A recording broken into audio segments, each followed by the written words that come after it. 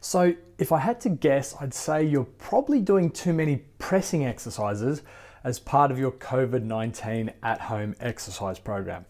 Now sure, there's a whole range of constraints that have been placed on us by closures of gyms around Australia.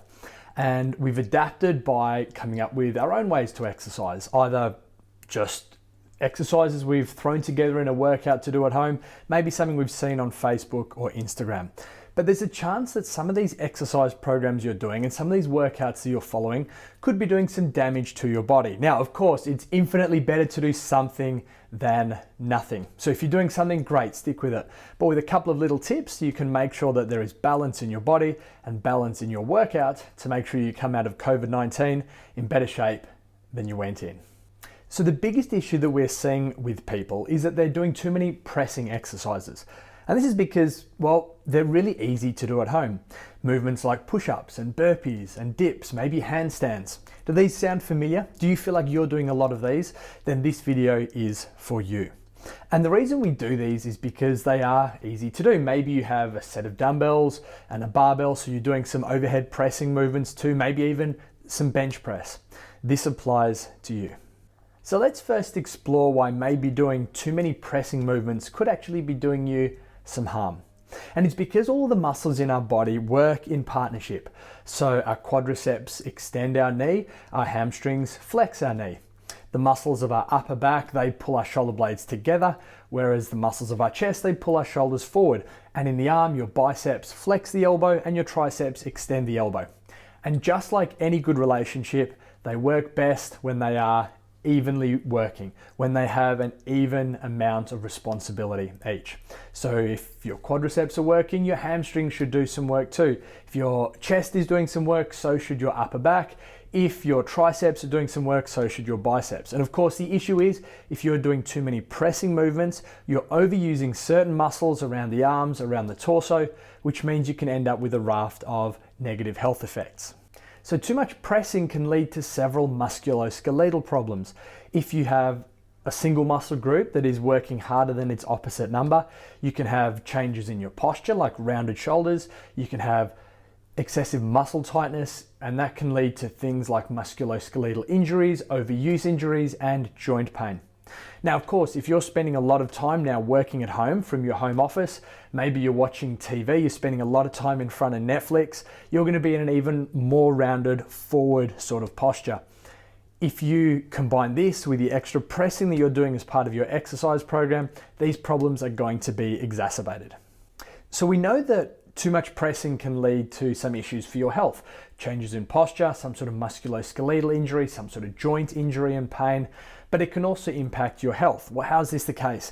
Let's look at an example of doing a workout with a movement like a push-up, which of course is very press dominant, and a movement like a burpee, which also involves a bit of pressing. Now, it's obvious to say that if you do lots of push-ups, you'll get better at push-ups, and that is an excellent thing.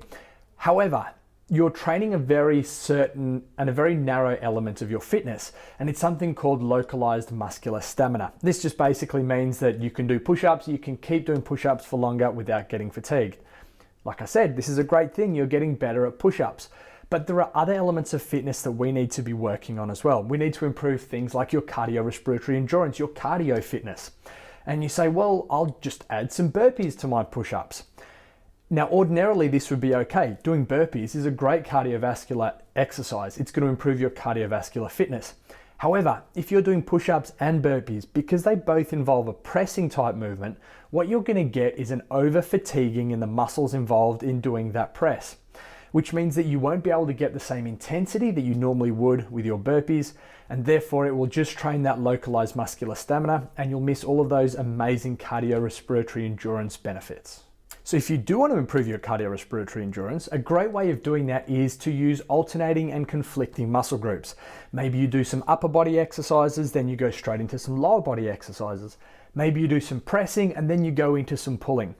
We're alternating where the blood is flowing in our body. This is called blood shunting. We shunt blood to different areas of your body. Your heart and lungs have to work hard to send this blood to the different areas, and you improve your cardiorespiratory endurance. If you're doing only pushing, you're going to miss all of these great health benefits. So what can we do about this problem? What can you do to ensure that you have balance in your workouts?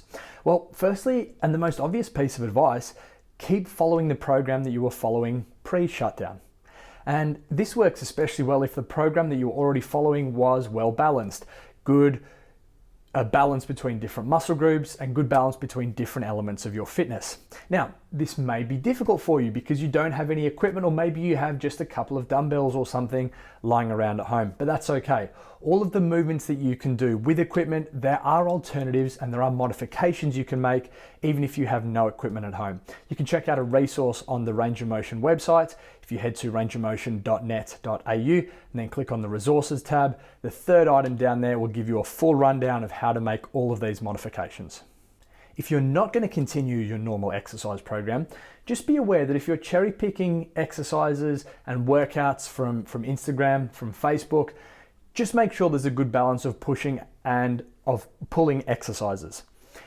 If you try and keep the reps as 1-to-1, so if you're doing 10 push-ups, you should do 10 of some sort of row, some sort of pulling exercise.